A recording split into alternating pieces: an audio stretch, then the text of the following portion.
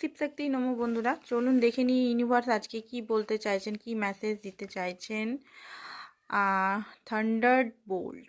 তো এই মুহূর্তে ইউনিভার্স বলছে যে আপনার লাইফে হয়তো এই মুহূর্তে কোনো আকস্মিক পরিবর্তন আসতে চলেছে, হঠাৎ কোনো পরিবর্তন আসতে চলেছে, যেটাতে হতে পারে আপনার মনে হতে পারে যে এটা খুব পেনফুল, বা হয়তো আপনি তৈরি ছিলেন না।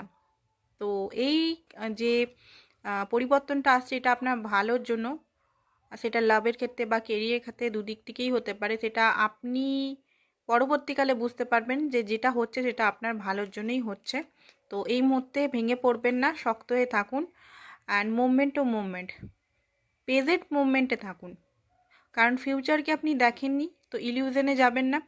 অ্যান্ড পাস্ট হচ্ছে অতীত, তো পাস্টটাকেও আটকে থাকবেন না।